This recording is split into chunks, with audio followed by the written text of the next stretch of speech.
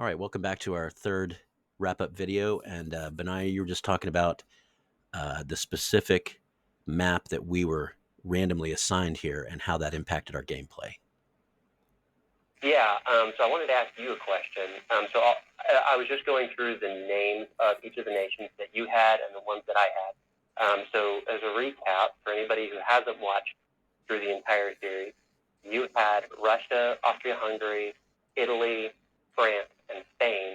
And then my team had Sweden, Great Britain, Morocco, and the Ottomans, and Germany.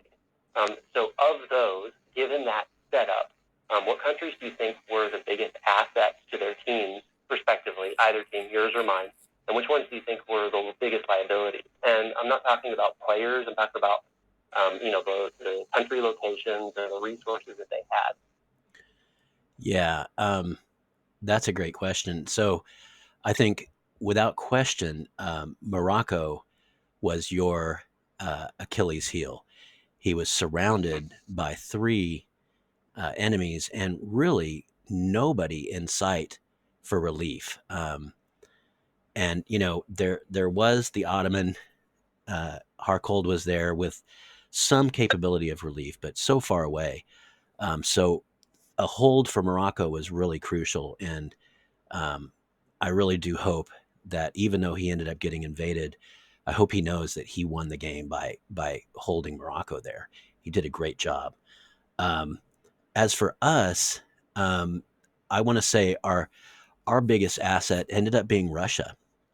Um, Mm-hmm. Raya Force just did a superb job of using distance to his advantage in a way that I've really never seen done before. Just the fact that he's three times faster than the enemy just makes him just absolutely almost all powerful up there. He fended off, and then he ended up accidentally going to war with Denmark. That might have been a misclick that could have potentially shifted the game as well there. But I don't Mm-hmm. fault him for that, man. That kind of stuff just happens. But he did I, such a I great job. honestly, Yeah. I just talking about that, I honestly think there's a lot of misunderstanding that I have had, and that a lot of people have about relations. And I think that I might create a video just to help prevent some of those misplays Hmm. because it's not intuitive.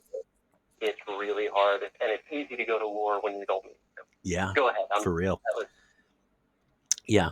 And a lot of it has to do with, I wish the AI whatever routing uh, AI that they use, I wish it would just never ever go on to neutral territories unless you potentially force clicked it. There's just no reason why you would, just walk through and start a war accidentally. Like that's not, I guess though in the real world that kind of random crazy crap has happened. But so yeah, I mean, it's a great question. I think Morocco in the specific map that we had, it turns out that it's all random, so it's going to be a different game every single time. But what yeah. we did a quick analysis, and we found that we were short energy just by a couple three units, and we were short material, just again a couple three units, enough for us to realize though that the long game was going to slowly work to your team's advantage, and so Mm-hmm. we made an early attack on Morocco, and unfortunately, what we did was we ended up staggering that attack instead of everything landing at one time. Yeah. One of our players repositioned 70 troops and went in, and it was basically two single attacks. Which um, who was down there? That was the actual South Chicago. yeah. So Doggo did a great job um, of being able to position those troops to attack as they were debarking, which is when they're super vulnerable. And if you attack him one at a time like we did, that's what's going to happen. And so it was really a devastating loss for us early on because basically we had Italy and Spain were almost completely depopulated. And Mm-hmm. at that point, and as I mentioned, Bataric, Italy, he's on a 12-hour differential from us, so he's going to sleep. His last message is, I'm sending in my 70 and I'm going to sleep. And we were all just like, no, it's lost. It's over, man. Spain is dead. Just keep your troops, go home. And then, but